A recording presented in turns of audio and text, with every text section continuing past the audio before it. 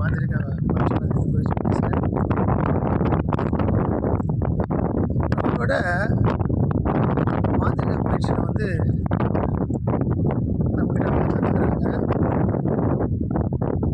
கற்றுக்கிறவங்க எல்லாமே பார்த்தீங்கன்னு சொன்னால் ஒரு நிலையிலே இருக்காங்க.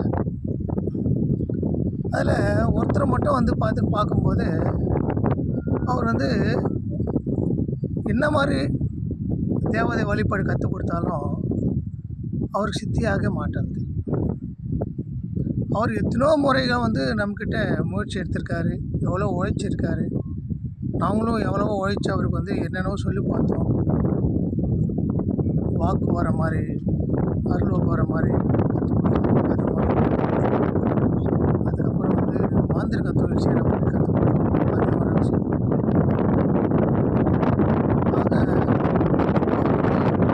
மாந்திரிக தொழிலுக்கு வந்து தகுதி இல்லாத நபர் மாதிரி ஆகிவிட்டார்.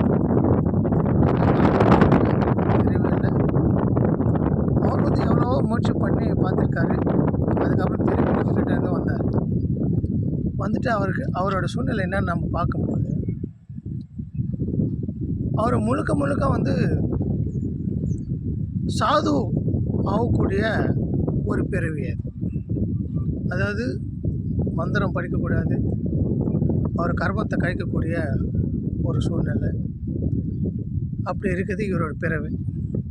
இவர் என்ன பண்ணணும், ஒரு சன்னியாசியாக மாறி அவர் வாழ்க்கையை வந்து முழுமையாக இயற்கைக்கு அர்ப்பணிச்சு கர்ம வினை அப்படி அப்படின்னு ஆட்டு படிக்குது.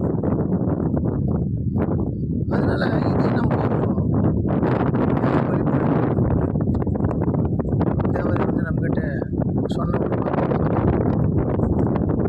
இந்த மாதிரி வந்து அவர் சொல்லியிருக்காங்க. நம்ம வந்து நல்லா இருக்காது. அது இன்னும் நம்ம வந்து ஆராய்ச்சி பண்ணி பார்ப்போம். எந்த அளவுக்கு வந்து இது வந்து சாத்தியமான அப்படின்னு சொல்லி நம்ம வந்து இன்னும் ஒரு மாதம் வந்து அவருக்காக நம்ம பண்ணி பார்க்கும்போது அவர் பார்த்திங்கன்னா ஒரு நல்லா தொழிலதிபர் தான். அவர் நல்லா தான் இருக்குது. அதிகமான பண வரவுகள் இருக்குது, அவருக்கு பொறுப்புகள் இருக்குது, கம்பெனி இருக்குது, எல்லாமே இருக்குது.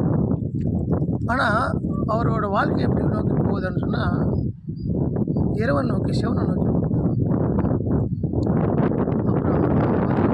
அப்புறம் சொன்னாங்க இல்லையா, நீங்கள் இந்த ஜென்மத்தில் வந்து சிவனுக்கு தொண்டு செய்ய வேண்டிய பிறவி இது.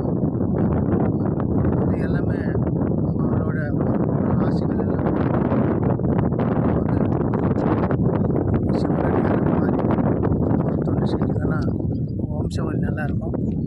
அதுபடி நல்ல வாழ்க்கை உங்களுக்கு அமையும் அப்படின்னு சொல்லும்போது அவர் வந்து ஒரு செகண்ட் அப்படியே ஆடி போயிட்டு அதுக்கப்புறம் வந்து அவர் கண்ணுக்குள்ளே தண்ணி வந்து அழுத மாதிரி ஆகிட்டார். என்ன காரணம்னா இதே மாதிரி தான் அவருக்கு வந்து கனவுல சிவன் வந்து பேசியிருக்காரு, விஷயம் சொல்லியிருக்காரு. அப்போ அதே மாதிரி நம்மளும் சொல்லும்போது அந்த வாக்கியம் வந்து அவருக்கு ரொம்ப மனசுக்கு பிடிச்சி போச்சு. சரிங்க ஐயா, எனக்கு இவ்வளோ கம்பெனி இருக்கா, இவ்வளோ பொறுப்புகள் இருக்குது, நான் என்ன பண்ணுறது?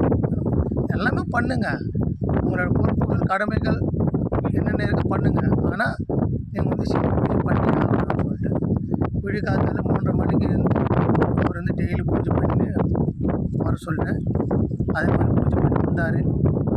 இப்போது அவர் ஒரு அவங்க வீட்லேயே தனியாக வந்து சிவனை வழிபட்டு அன்னதானம் பண்ணுறாரு.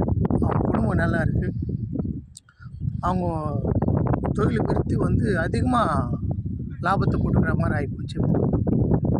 நல்லா இருக்குது. ஆனால் அவர் என்ன சொல்கிறாரு, எனக்கு எவ்வளோ பணம் இருந்தாலும் அது மேலே எனக்கு பற்று இல்லாமல் போயிடுச்சு, எவ்வளோ சொந்தங்கள் இருந்தாலும் அந்த சொந்தங்கள் மேலே எனக்கு பற்று இல்லாமல் போயிடுச்சு, எனக்கு சிவனே போதும்னு சொல்லி நான் எனக்கு மனசுக்குள்ளே நிறைவாக இருக்குது. இப்போ தான் நிறைவான வாழ்க்கை நான் வாழ்கிறேன், ரொம்ப சந்தோஷமாக இருக்கிறேன், ஆனந்தமாக இருக்கிறேன் அப்படின்னு சொல்கிறார். இப்படியெல்லாம் இருக்கும் ஒரு மனுஷனுக்கு. நம்ம ஏதோ ஒரு நினச்சிக்கின்னு வாழ்கிறோம், ஏதோ நினச்சிக்கின்னு நம்ம செய்கிறோம். ஆனால் வாழ்க்கையில் வந்து நம்ம பிறவிக்கு காரணம் என்னவோ தெரிஞ்சால் மட்டும்தான் நம்ம போகிற பாதை சரியான பாதையாக இருக்கும். அந்த மாதிரி பாதையை தெரிஞ்சுன்னு போகிறதுனால தான் மக்களுக்கு ரொம்ப நன்மை ஏற்படும்.